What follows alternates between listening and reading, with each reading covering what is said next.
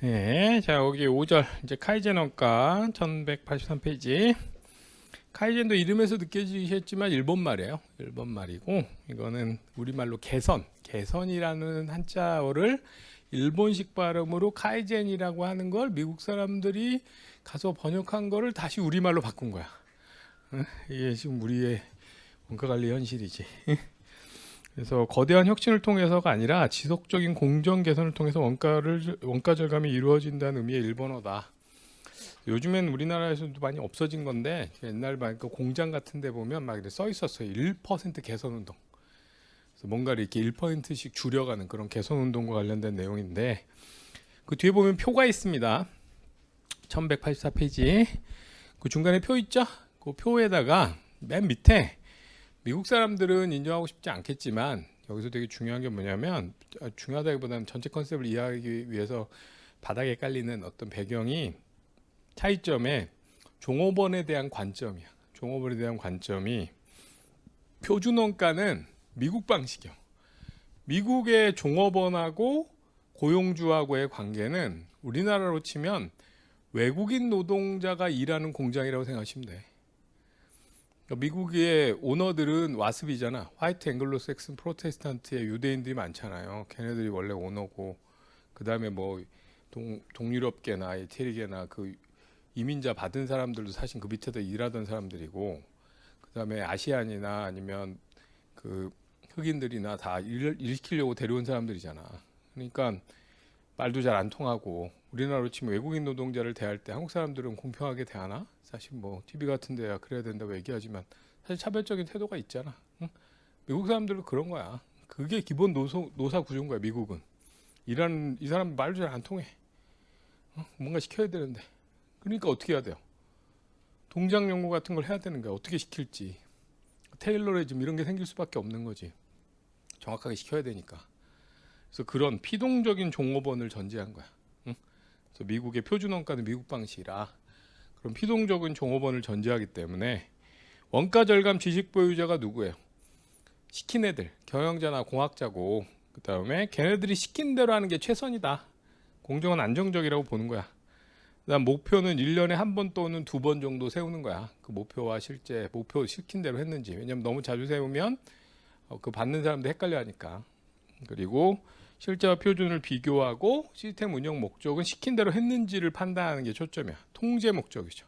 원가 통제가 표준 원가의 기본적인 방향이야.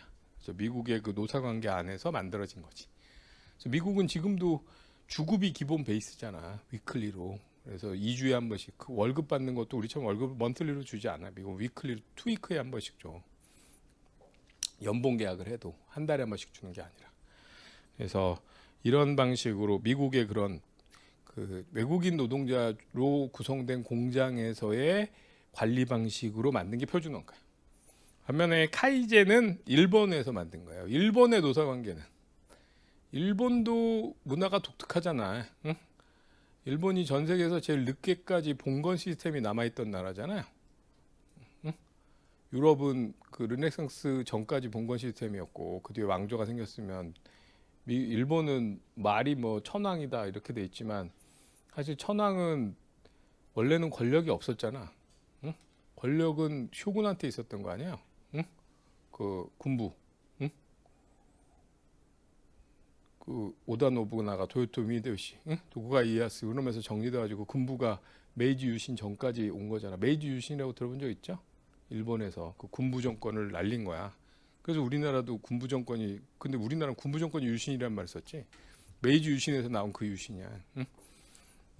근데 그래서 이제 일본 문화는 뭐가 있냐면 그 전까지는 그 각 성별로 성주들이 있는데 그 전체 지배하는 쇼군 말고 그 성주들을 중심으로 그 성주가 있으면 성주 밑에 있는 애들은 거의 운명 공동체인 거야. 그래서 걔네들 보면 어디 가면 다 죽여버리잖아요.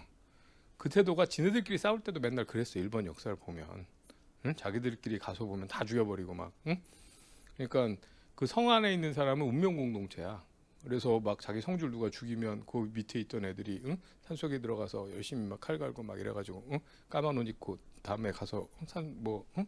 이렇게 담 타고 들어가지고 그 성줄 죽이고 할복해서 죽으면 막 아름다운 걸로 막 신사에 이렇게 들어가고 그랬잖아. 근데 그게 막 애들 만화에 들어갔잖아. 거북이 탈을 쓰고 나 그거 되게 무섭더라고. 닌자 거북이. 그거 되게 무서운 일하는 애란 말이야 닌자가. 그걸 뭐 그렇게 애들이 노는 거에 집어넣을 만한 그런 애들이 아닌데. 그러니까 그런 문화였어요 일본은. 그래서 운명 공동체처럼 지냈는데 이게 메이지 유신 이후에 봉건 시스템이 갑자기 자본주의 사회로 바뀐 거야. 그러니까 어떻게 컨셉이 된 거냐? 회사를 바라볼 때 회사로 운명 공동체처럼 느낀 거야. 그래서 회사의 사장은 이 직원들이 나랑 운명 공동체고 밑에 직원들도 얘를 내가 끝까지 이 회사에서 끝까지 있어야 된다. 그래서 일본 회사 중에 마츠다 뭐 이런 회사들은 종신고용제, 일본 종신고용제가 되게 많았고 마츠다 이런 데는 들어가잖아. 신입사원으로 들어가면 집을 줘. 학교도 있어. 아프면 자기 병원에서 가. 응? 나이 먹으면 그 회사 요양원에서 요양을 하고 장례까지 다 치러서 거기 회사 묘지에 묻히는 거야. 회사가 만약에 구조조정 된다. 그럼 이 회사 사람 자르는 게 아니라 다른 회사 옮겨주고 막 이렇게 됐었어요 예전에. 아직 그게 남아있을 때는. 근데 물론 그게 가능하려면 성장률이 확보돼야 되는데 요즘은 이제 성장률이 안 되니까 안 되는 거지. 우리나라도 좀 그런 문화가 있었다고. 봉건 시스템은 아니지만 농경사회였어가지고 예전에 우리나라는 거의 6.25 전까지 농경사회였잖아요. 그러니까 사람들이 회사에 들어갔을 때 뭔가 이렇게 그냥 이 집단이 공동체처럼 움직인 게 있었다고. 응? 우리는 조금 다른 방식으로. 그래서 일본은 그런 컨셉이라 종업원들이 내 회사라고 생각하는 거야. 주인의식이 되게 강하고 적극적으로 참여하는 종업원이야. 그래서 적극적으로 참여하는 종업원을 전제로 한 거야. 그러면 어떻게 되냐? 거기서 열심히 일하는 애들이 내 거라고 생각하고 일을 하면 계속 뭔가 문제점을 찾더라는 거야. 이건 좀 바꾸는 게 낫겠는데요? 뭐 이런 걸 제안하고. 그런 사람들이 나오니까 이걸 아예 모든 사람이 할 수 있도록 시스템화한 게 1% 개선운동이야. 그래가지고 공장에 가장 가까이 있는 작업자들이 원가 절감을 할 수 있고 생산 공정은 그런 사람들이 계속 제안하면 계속 바꿔나갈 수 있다. 개선 여지가 있다. 그래가지고 원가 절감 목표는 매달 수립해. 한번 제안하고 나면 또 다른 사람이 또 제안하고 하니까. 그리고 시스템 운영 목표는 원가를 절감하는 게 초점이에요. 그러면 장기적으로 봤을 때 카이젠과 표준 중에 어느 쪽이 원가가 작아져 있겠어? 카이젠이 원가가 작아져 있는 거죠. 지금은 모두 미국 회사들조차도 종업원들의 적극적인 참여를 유도하는 그런 방식으로 좀 바뀌었지. 응? 그래서 표준과 카이젠 컨셉이 좀 다르다. 그래서 그리고 하나 표준 카이젠 그 용어는 알아놓으시고 지금까지 여기 했던 거에 우리가 연구 개발하고 설계할 때 원가 절감 방안을 찾는 게 목표 원가와 수명주기 원가예요. 그 다음에 제조 과정에서 원가 절감 방안을 찾는 게 원래 미국이 갖고 있던 게 표준 원가고 그 다음에 일본에서 쓰는 게 카이젠 원가인 거죠. 이렇게 있었는데 주로 과거에는 이게 관리의 중심이었지. 과거에 관리의 중심은 제조 과정에서 표준 원가나 카이젠을 하는 거였어요. 근데 점점 공정이 자동화되면서 제조 과정에서 발생한 원가의 대부분이 언제 결정되고 있어? 연구 개발하고 설계하는 과정에서 결정되는 원가의 비율이 점점 높아지고 있는 거야. 그러다 보니까 이 생산 과정에서 원가를 바꿀 여지는 점점 작아지고 있는 거죠. 그래서 지금 기준으로 최근에 와서는 혁신적인 원가 절감을 하려면 언제 고민해야 되는 거야? 원가를 혁신적으로 절감하려면 연구 개발하고 설계하는 과정에서 기본적으로 원가가 적게 들어가도록 설계하고 소비자가 원하는 기능을 넣으면서 그렇게 하는 게 비용을 최소화할 수 있다는 거야. 그래서 원가의 관리의 초점이 표준 원가 SQ 가지고 AQ랑 비교해서 능률 차이 분석하고 카이젠 분석하고가 아니라 처음부터 구조를 원가가 적게 들어가도록 설계하는 데 초점이 있는 상태로 바뀐 거예요. 그래서 지금의 최근의 관리의 중심은 이쪽인 거야. 목표 원가나 수명주기 원가. 요거 두 개 합치면 이걸 원가 기획, 코스트 플래닝 이렇게 부르기도 하죠. 전체 원가가 얼마 발생하는지 아예 처음부터 기획해서 그게 달성되도록 제품을 개발하는 거니까. 이거 2차 시험 말로 적도록 또 나왔었어. 1차에 서술형에 들어가고 기억해 놓으셔야 돼요. 그게 어딨냐면 책에 1185페이지 6절 바로 위에 표준 원가와 카이젠 원가는 파란색으로 있죠?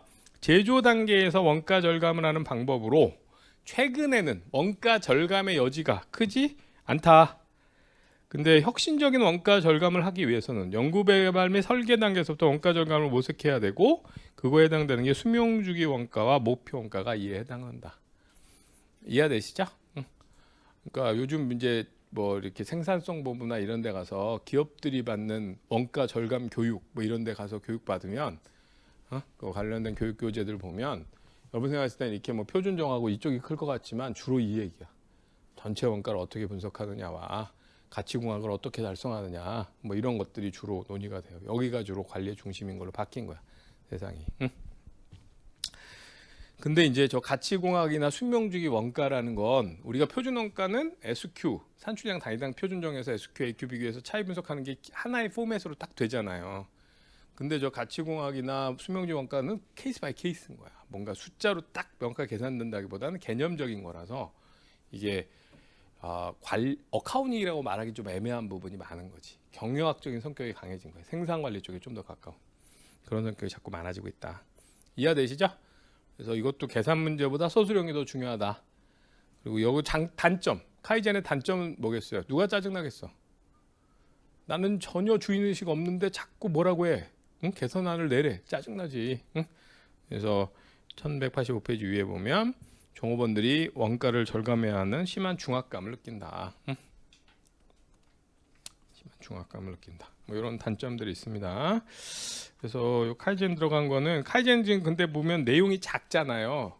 별로 없잖아. 그래서 얘는 한 문제로 나올 가능성은 높지 않고 최근의 관리회계 기법에 대한 설명으로 틀린 것은 할 때 한 지문 정도 이렇게 들어가는 문장으로 주로 나와 섞여서 지금 얘기한 게. 그래서 여러분이 문제 푼다고 했을 때 어떤 식이냐면 한번 뒤에 보면 1235페이지 9번 그거 한번 보세요. 이런 방식으로 나온다고.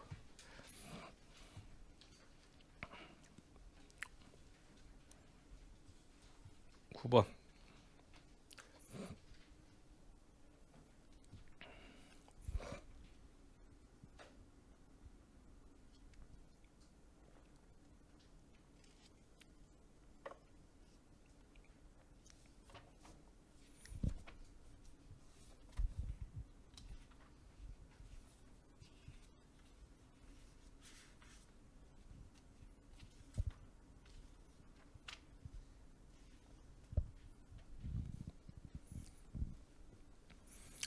자, 다음 중 다양한 원가 관리 방법에 대한 설명으로 올바른 것. 첫 번째, 목표 원가는 표준 원가 동일하게 제조 단계에서 원가 절감을 강조한다? 이건 뭐가 들어가면 맞아요? 카이젠 원가가 제조 단계에서 원가 절감 방안을 찾는 거죠. 그 다음에 개선 원가, 카이젠 원가, 개선 원가 계산은 점진적이고 지속적인 원가 절감보다 내부 프로세스 혁신적인 변화를 추구한다? 아니죠. 점진적이고 지속적인 개선이지? 예? 1%씩 줄여가는. 그 다음에 가치사슬 원가 계산은 생산 전 활동 관련된 원가와 생산 후 활동 관련된 원가를 구분할 수 있다. 구분할 수 있지.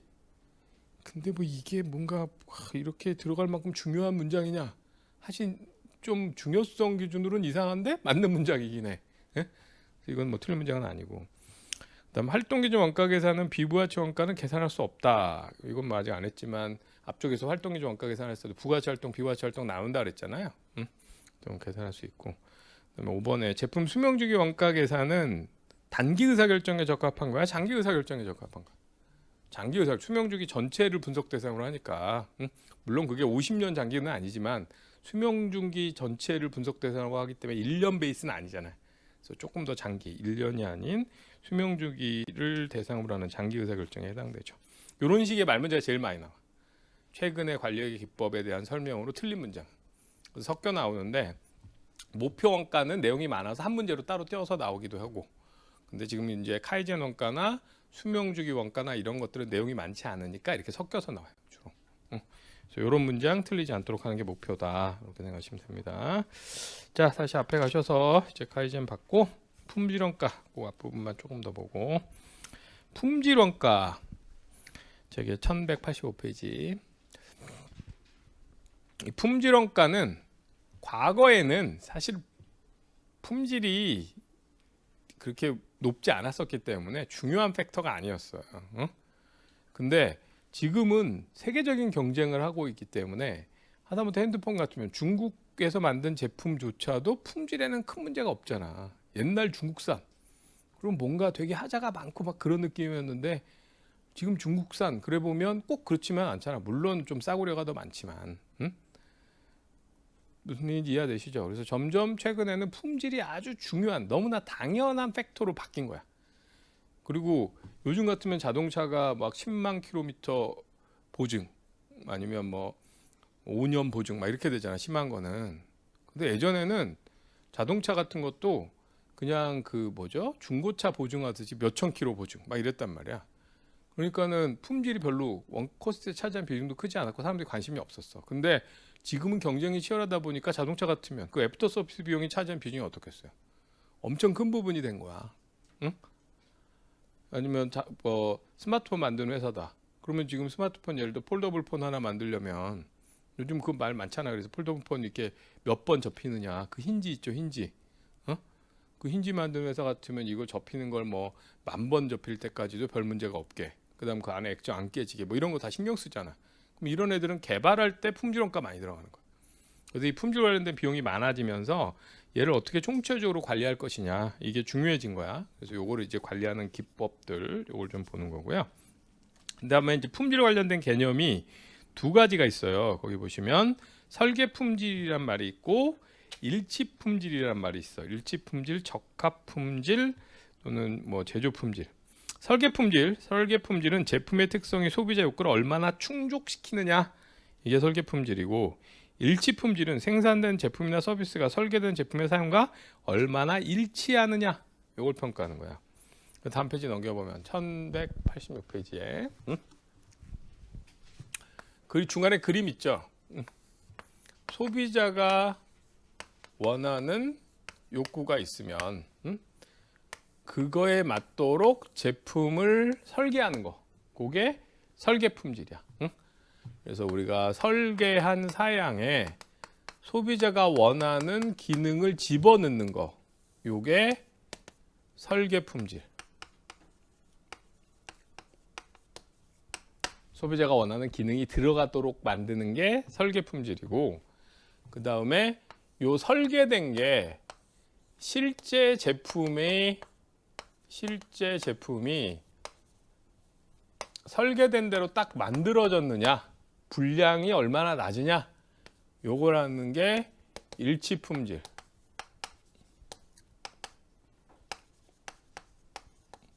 적합 품질 뭐 이렇게 부르는 거야. 그럼 우리가 불량률이 낮아졌다라고 하면 어느 거예요? 불량률이 낮아졌다. 그러면 요 일치 품질이야. 불량률이 낮아졌다. 응? 그러니까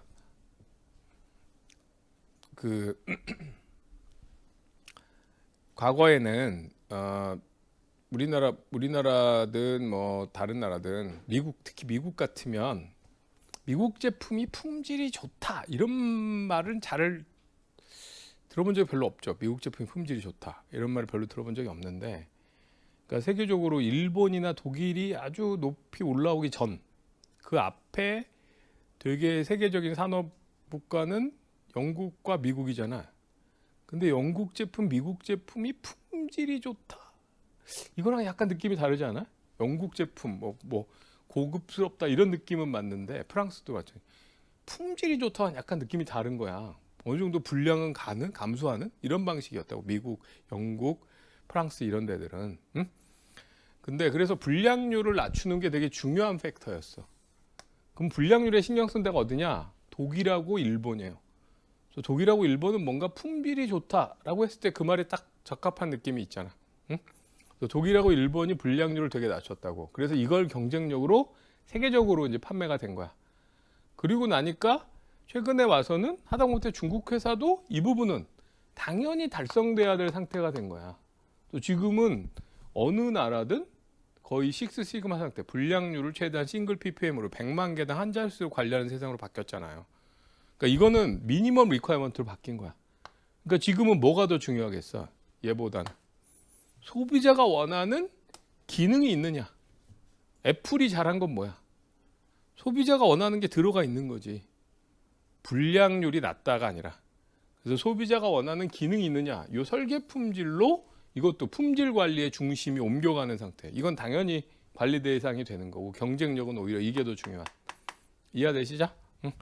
그래서 용어는 알아놓으셔야 돼. 일치 품질, 설계 품질. 다시 한번 앞에 설계 품질이라고 하면 뭐야? 소비자가 원하는 기능이 들어가 있느냐.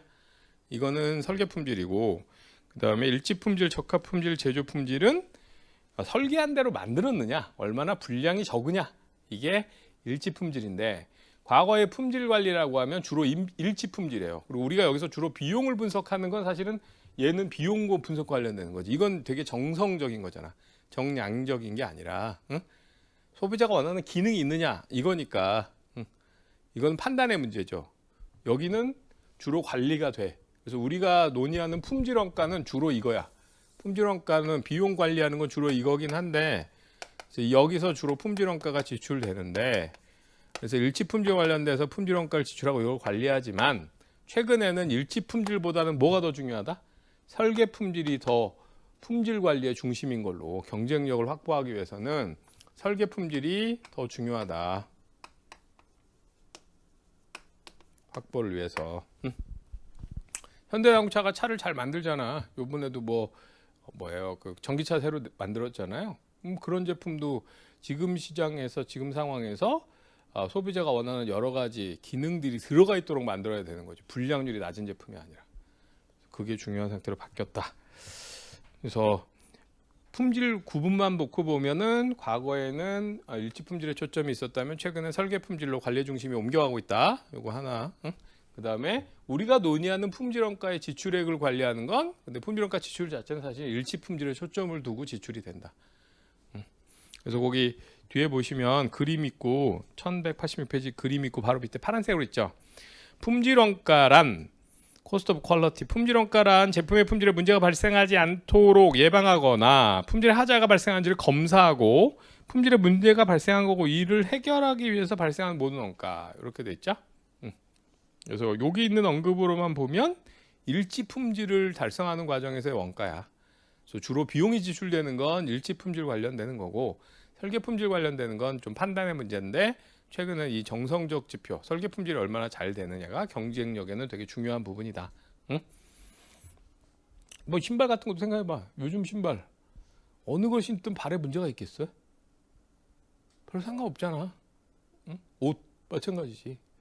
근데 뭐 언더아머나 뭐 이런 게 미국에서 경쟁력을 확보한 거는 그 처음에 뭐 약간 스포츠웨어 그 틈새를 잘 찾아가지고 응? 전문적인 옷들로 쫙 밀어서 그렇게 설계한 것들이 소비자한테 먹힌 거 아니야? 그래서 그런 걸 잘 얼마나 하느냐 이게 중요한 거죠. 자, 그래서 품질원가 이게 이제 과거보다는 굉장히 중요해졌고 그래서 이걸 총체적으로 관리해야 돼서 품질원가를 먼저 분류를 해봐야 돼요. 밑에 보시면 품질원가를 분류하는데 네 가지가 있어. 먼저 예방원가가 있고 예방원가는 영어로 프리벤션 코스트죠. 막는 거야 원천적으로 막기 위해서 들어가는 거예요. 제조 과정에서 불량이 발생하지 않도록 예방하기 위해서 지출되는 원가. 그래서 거기 보시면 개발 비용, 설계 비용, 종업원 훈련 비용, 그다음 교육, 평가 비용 뭐 이런 것들 들어가 있죠.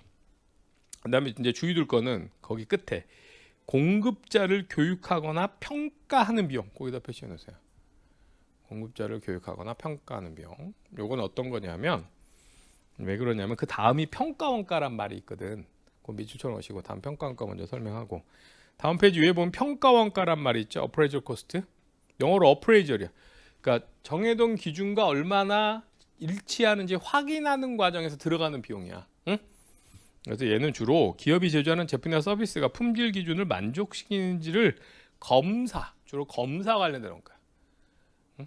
검사 관련된 비용을 평가원가라고 합니다. 그래서 그 뒤에 보면 검사 장비 유지비, 검사 인력 인건비, 공정 통제와 관찰 비용 뭐 이런 것들이 평가원가예요. 근데 아까 앞에 밀줄천으로 한 거 다시 한번 보세요.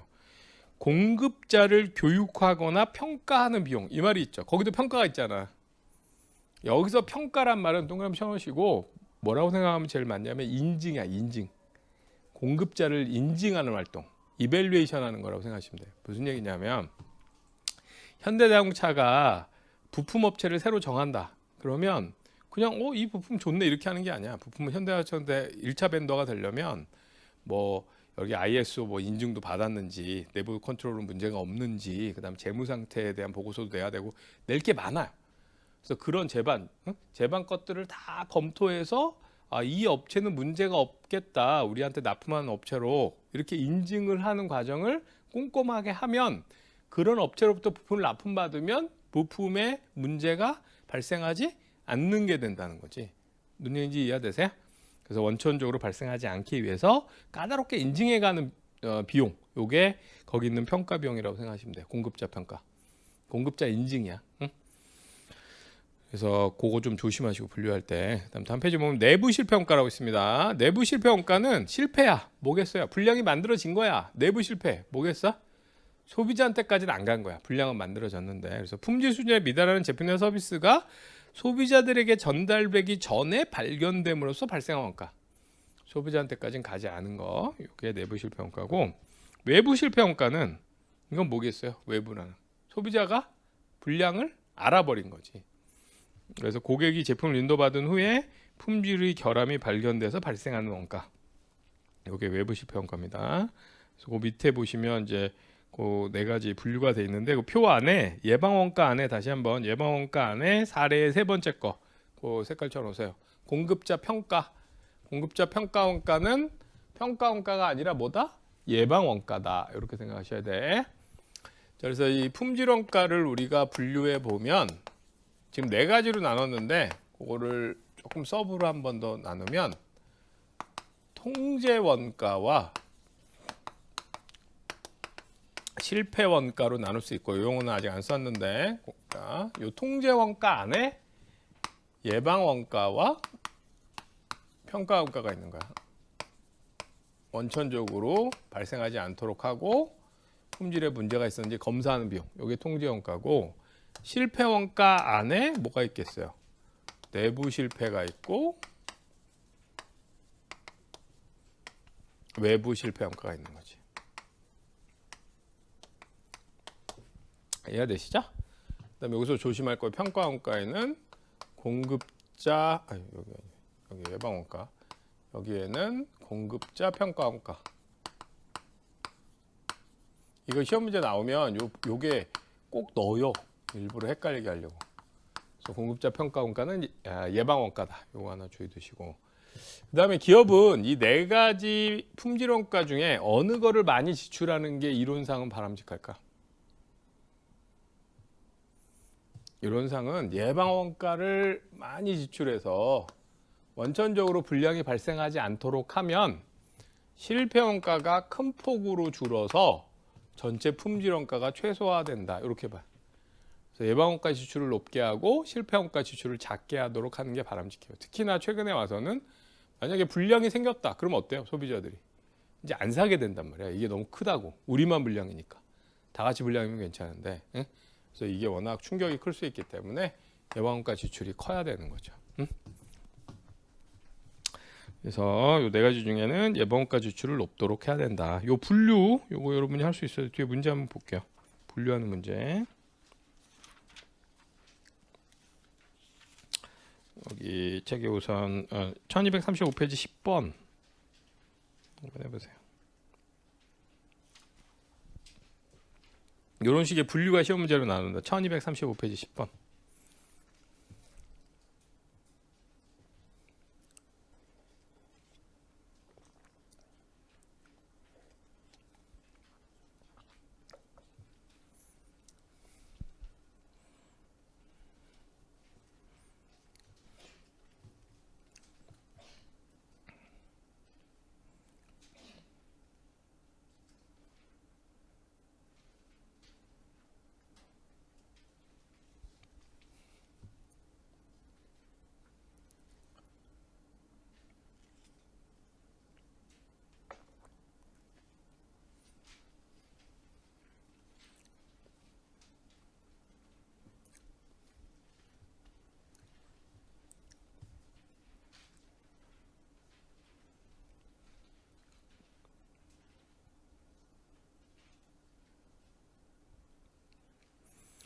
자, 한 번씩 볼까? 품질 방침 기획 및 선포 활동. 이거 뭐겠어요?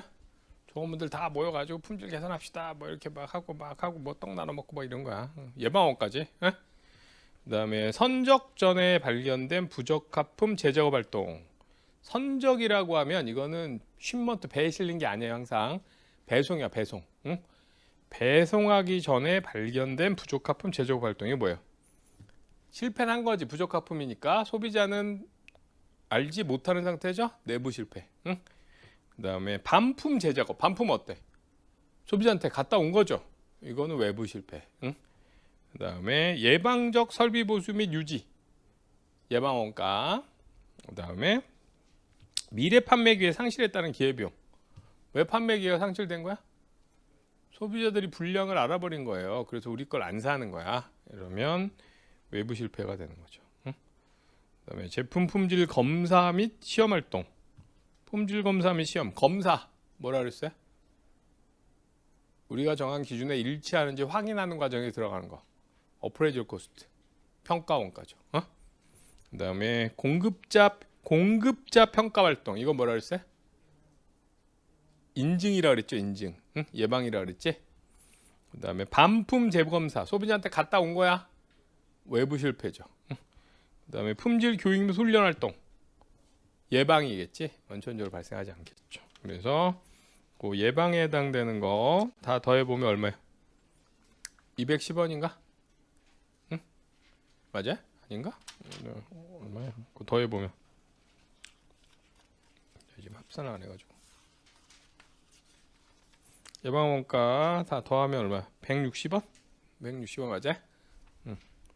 이렇게 더하시면 되지. 자, 다시 이제 앞에 가셔서 품질 원가 그 뒤에 내용 좀 남은 것만 보겠습니다. 1189페이지 품질 원가의 관리. 품질 원가는 크게 둘로 보면 요 두 개라 그랬잖아. 통제 원가와 실패 원가. 응? 통제 원가는 예방과 평가하고 실패는 내부 실패, 외부 실패야.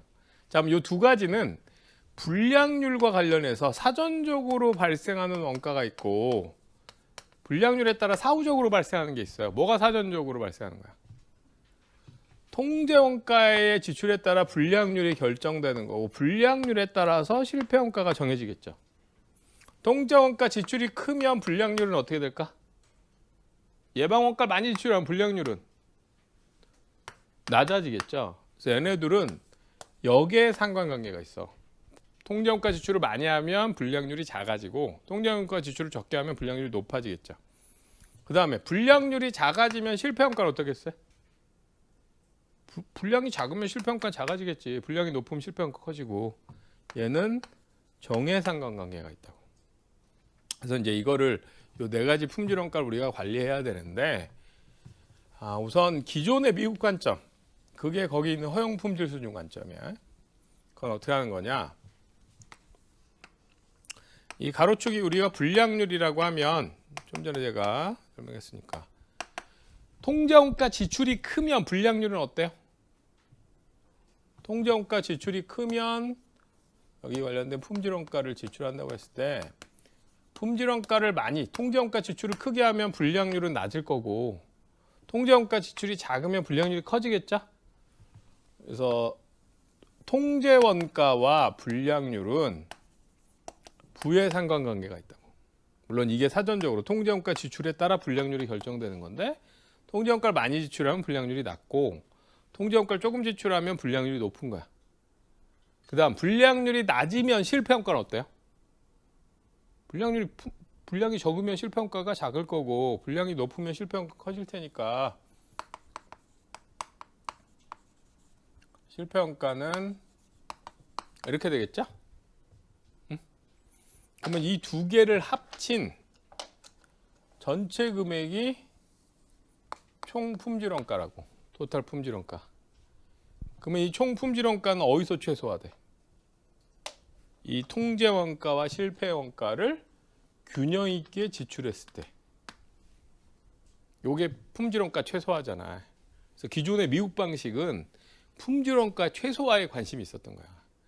그래서 품질원가를 최소화하려면 불량률을 제로로 만드는 게 아니라 일정한 불량률을 감소하더라도 통제원가와 실패원가를 합친 전체 합계 금액을 최소화하는 수준으로 그냥 품질 관리를 하는 거지. 그러면 일부 실패가 있더라도 통제원가를 절감했다가 불량이 생기면 뭐 좀 바꿔주든가 이런 걸로 해결하는 거예요. 그래서 미국 회사들 보면 되게 쉽게 바꿔주잖아. 응?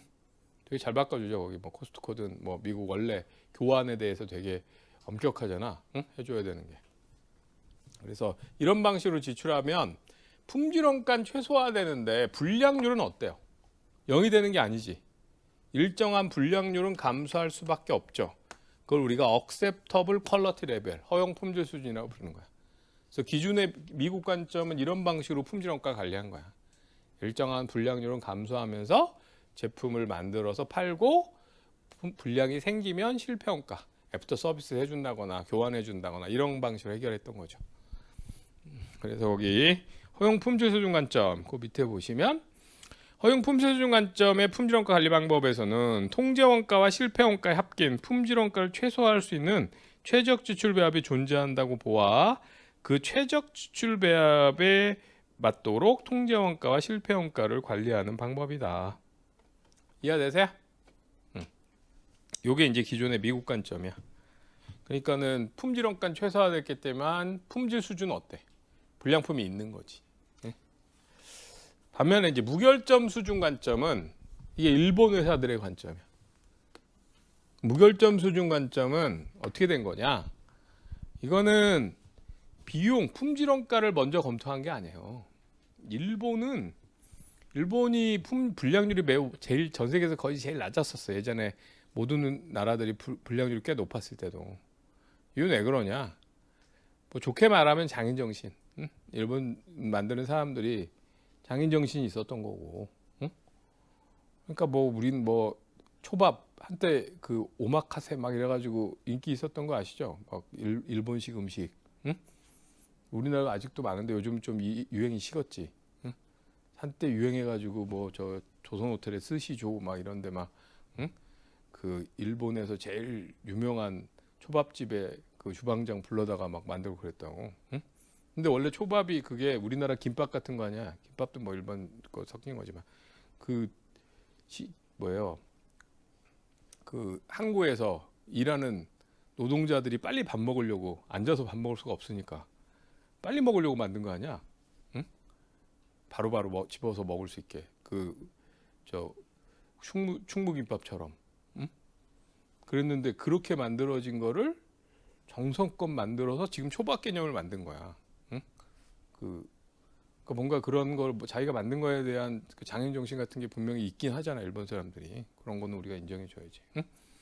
근데 그게 좋은 것도 있고 나쁜 것도 있어. 보면 그래서 자기 일만 열심히 해서 걔네는 정치인도 장인 정신이야. 그래서 그냥 아버지가 정치인이면 아들도 정치인. 대를 이어서 하는 거 아니에요. 지난번 아베도 아버지가 수상이었잖아. 그러니까 수상하고 뭐 그래 넌 계속 정치인 난 계속 뭐 이게 다 그 앞세대 막부 시스템의 그 뭐죠 계급이 존재하던 문화가 남아 있어서 그런 거야. 응? 그래서 일본은 근데 그러면 왜 더 불량률이 낮았냐? 그 앞에 그 막부 시스템일 때는 한 지금부터 한 150년 전 그때는 무사 있잖아요. 무사 사무라이는 그냥 일반 사람들 죽일 권한이 있었어. 지나가다 마음에 안 들면 죽여도 벌을 받지 않아. 사무라이는. 그래서 어떻게 되냐? 물건 잘못 만들면 죽는 거야. 이따위로 만들어? 그래서 칼을 맞을 수 있어요. 응? 농담이 아니라 진짜로. 응? 장영실이 어떻게 죽었어? 몰라요? 장영실 좋은 얘기만 하잖아. 맨날 앞에 세종 때 뭐 훌륭한 과학자. 어? 장영실 마지막에 그 뭐 가마 잘못 만들어 가지고 세종이 이렇게 좀 다칠 수 있었다고 그래서 곤장 맞아서 죽은 거 아니야. 응? 뭐 역사를 가르치려면 제대로 다 좋은 거 나쁜 거 다 해야지. 뭐 좋은 것만 하고 꼭 잘라. 응? 좋은 태도가 아니야. 응? 근데 일본도 정말로 막 심한 그렇게 뭐 사람 죽이는 걸 거기는 되게 쉽게 했잖아. 그러니까 모든 장인들은 칼 안 맞아야 돼. 어떻게 만들겠어? 불량률을 제로로 해야지. 그렇게 몇백 년을 산 거야. 그 사람들이 공장으로 간 거예요. 공장에서 만들 때 어떤 태도로 만들겠어? 불량이 없어야 된다. 왜? 없어야 된다. 그냥 뭔가 신념 같은 거잖아. 그래서 이렇게가 비용 최소화인데 이거 모르겠고 분량은 제로로 가자. 우리가 만드는 거에 대한 프라이드가 있는 거야. 사실은 또 다른 거는 내가 약간 문화적 배경을 너무 좋게만 해석하니까 한 거고 막상 일하는 사람은 그래 내가 만든 건데 괜찮아야지 이런 마인드가 있는 거야. 여러분 지금 공부도 마찬가지예요. 내가 하는 건데 똑바로 제대로 해서 자, 나 이런 사람이야 딱 하고 보여주게 하는 거야. 그걸 하는 거라고. 그 자존감이 높은 사람은 똑같이 스트레스지만 그래 난 이런 사람이니까 해야지. 그래서 악착같이 하는 거고 그게 좀 약한 사람이면 좀 하다가 뭐 이 정도면 좀 된 거 아니야 이렇게 약간 타협하는 게 빠르면 결과가 나빠지는 거고 타협을 더 가면 결과가 좋아지는 거야. 응? 그래서 여기서 안 멈추고 일본 회사들은 어떻게 한 거냐. 실평가 똑같아요. 실평가 똑같은데 응? 이게 통제원가 지출이 증가되면 불량률이 낮아진다는 건 알아. 근데 여기 넘어선 순간 미국 애들은 이거 너무 들어가는 거 아니야? 그냥 포기한 거란 말이야. 근데 일본은 장인정신 그렇게 불량률을 낮춰야 된다고 생각하니까 비용이 더 들어가는데 어떡하죠? 계속 그냥 써. 그래도 우리는 불량률을 최소로 가야지 해서 끝까지 간 거야. 끝까지 가봤더니 아주 불량률이 낮아지면 통제원가의 지출 자체도 줄더라. 이게 발견돼서 간 게 아니라 그런 의도로 가본 거야. 갔더니 통제원가 지출도 줄더라. 어떤 거냐면 예를 들어 요즘에 여러분이 어디 대기업이나 이런 서비스 하는데 전화를 하면 콜센터에서 받는 사람들이 받는 멘트들이 있잖아. 말이 이렇게 딱 받는 말들이 있죠. 어디 뭐 그 은행 같은 데 가도 대하는 태도들이 있잖아. 그 CS 교육이라고 하잖아. 응? 커스터머 서비스에 대한 교육을 하잖아요. 근데 CS 교육이 이게 이렇게 일반화된 거는 우리나라로 치면 한 10몇 년 사이야. 그 전에 CS 교육이 없었어. 예전에 막 다 불친절했단 말이야. 응? 근데 CS 교육을 처음에 할 때는 모두 이렇게 친절한 상태가 될지 약간 걱정돼서 비용을 되게 많이 썼다고. 근데 지금은 CS 교육을 거의 안 해. 왜? 모두 당연히 그래야 된다고 생각하니까 사람들이 그 자리로 가는 순간 어떻게 말하려고 해. 그런 태도로 당연히 말해야 된다고 생각해서 그걸 유지하는 거야. 불량률이 아주 낮아지고 나면 종업원들이 이 품질 수준을 유지한다고 생각하니까 알아서 그걸 해가고 있더라는 거지. 비용도 안 들이고도. 식스시그마 상태가 되면. 그래서 불량률을 아주 낮추면 자연스럽게 그냥 추가적인 코스트 없이 그게 되더라. 그래서 여기가 떨어지는 거야. 오히려 끝까지 가고 나면. 그래서 내가 여러분한테 농담처럼 하는 얘기지만 루틴을 만들려고 한 얘기가 여길 가라는 거야. 맨날 일정한 시간에 딱 나오고 딱 자고 깨고 딱 일정한 시간에 나와서 앉아서 공부하고 이게 아예 루틴이 되면 크게 스트레스 안 받고 그냥 그 시간에 공부를 하고 있어. 고민 없이. 딱 정해진 시간에. 그게 몸에 딱 배버리면 집어넣는 걸 맥시로 넣을 수 있다고. 그리고 나면 어느 과목을 넣느냐, 어느 건 좀 요번에 많이 했고 뭐는 좀 빵꾸 났고 이런 건 중요하지 않아. 붙는데 제일 중요한 건 그 맥시로 내가 넣을 수 있는 시간을 안정적으로 꾸준히 이 무결점 수준으로 하고 있느냐. 이게 제일 중요해. 그것만 하고 있으면 다 붙을 수 있어요. 그게 기복이 있다 보니까 공부 양도 바뀌고 뭐 이런 거야. 그리고 지금 아무리 이해해봐야 제가 계속 얘기하잖아요. 우리가 하는 공부는 계속 까먹는 거라고. 이해하고 까먹고 입에 까먹고 계속 반납하는 거야. 그래서 더 중요한 게 뭐냐. 투입 시간을 적절히 확보하는 게 몸에 확실히 배 있어야 돼. 그래야 까먹는 걸 계속 다시 집어넣을 수가 있거든. 그래서 진도로 공부하는 것보다 시간으로 공부하는 게 되게 중요해. 집중도를 유지하면서. 그래서 일본 회사들이 여기까지 간 거예요. 여기까지 가보니까 이 두 개를 합친 총 비용이 어디서 최소화돼? 불량률이 제로가 되니까 총 품질 원가도 최소화되더라는 거야. 그래서 그러면 당연히 지금 같으면 이제 어떻게 관리해야 돼요? 품질 원가 최소화하는 게 불량률도 낮춘단 말이야. 그래서 불량률을 제로로 가는 게 전체 품질 원가도 최소화돼서 최근에는 이 방식으로 주로 더 관리하고 있는 거지. 이게 식스시그마야. 싱글 ppm 100만 개당 한 자릿수 불량품 관리. 응? 그거 다 일본 쪽에서 만들어진 개념. 자, 그래서 무결점 수준 관점 1190페이지. 무결점 수준 관점의 품질원 관리 방법은 불량률이 제로가 되도록 품질원가를 관리하는 방법이다. 메뉴에 있죠? 이 관점에서는 불량률을 낮추어 실패 원가를 줄이기 위해선 통제 원가의 지출액이 증가하지만 불량률이 무결점 수준에 가까워지면 실패 원가가 통제 원가가 모두 감소돼서 전체 품질 원가가 최소화된다. 그리고 그 밑에 다음 문장 시작하는 거 보시면 최근의 실증적인 결과는 불량률이 제로에 가까워질수록 품질 원가가 감소하는 무결점 관점이 허용 품질 수준보다 타당한 것으로 나타나고 있다. 그래서 지금은 모든 기업들이 불량률 제로로 관리하는 방식으로 바뀐 거죠. 응? 그래서 옛날 같으면 공장에 품질 부서가 따로 있었단 말이야. 그래서 걔는 예를 들어 60% 우리 종합원가처럼 종합원가 컨셉이 남아 있는 게 그 미국 컨셉. 50% 시점에 검사한다. 그러면 품질 관리하는 곡이 있는 거야, 그 팀이. 그래서 50% 검사해서 불량 빼면 이 불량이 왜 났나 뭐 확인하고 뭐 이래서 그걸 줄여가고 이렇게 했다면 전사적 이 일본 관점은 모든 부분이 다 불량을 관리하는 거야. 그래서 무결점이 되도록. 응? 그래서 지금은 이게 더 타당한 거고. 그래서 그 밑에 전사적 품질 관리란 말도 있죠. 이것도 일본 회사들이 썼던 거야. 그래서 그 두 번째, 세 번째 줄에 전사적 품질 관리 시스템, 토탈 퀄리티 컨트롤 (TQC라고) 그러죠. 전사적 품질 관리를 적용하면 기업의 모든 부분들이 품질 관리를 하면 일반적으로 시간이 경과함에 따라서 품질 원가 중에서 예방 원가와 평가 원가 이거는 증가해요. 예방 원가 늘어나겠죠? 이게 완만하게 증가하고 그다음에 일정한 수준 유지하고 그다음 품질 개선 노력의 효과가 나타나면 내부 실패와 외부 실패가 큰 폭으로 감소돼서 총 품질 원가는 줄어드는 거야. 그러니까 전사적 품질 관리를 실시하면 불량률은 낮아지고 총 품질 원가는 어떻게 돼? 감소되는 거죠. 근데 그때 예방 원가는 어떻게 된다고요? 커지는 대신 뭐가 큰 폭으로 줄어? 실패 원가 큰 폭으로 줄어서 전체 품질 원가가 최소화된다. 이렇게 보시면 돼. 아시겠죠? 이런 것들이 말 문제 들어가니까 뒤에 보시면 문제 한번 보죠. 여기 몇 번이냐면은 1236페이지에 11번.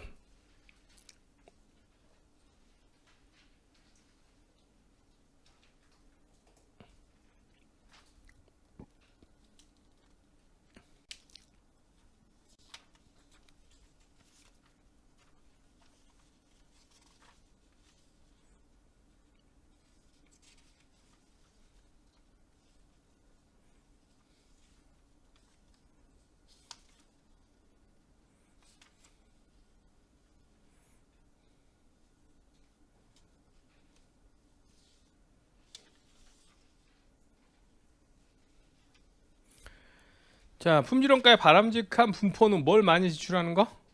예방원가를 많이 지출하고 외부 실패원가를 적게 지출하는 게 바람직하다 그랬죠? 그다음에 예방원가, 평가원가를 포함하는 통제원가는 불량률의 발생률과 역액관계가 있지? 통제원가 지출이 크면 불량률이 작게 나타나죠? 그다음에 제조물 책임보호법 소송, 그다음 보증수리 비용, 이미지 실추에 따른 판매기의 상실로 인한 기회비용 다 외부 실패죠? 그다음에 기계가동 중단, 제작업 이건 다 내부 실패고 계획 수립 그다음에 개발 토의 이건 다 뭐예요? 예방이지 예방. 응? 평가는 검사라 그랬죠. 평가원가라는 건 검사 관련된 거. 요게 예방원까지. 이런 방식으로 나오니까 그 옆에 14번도 한번 더 보시면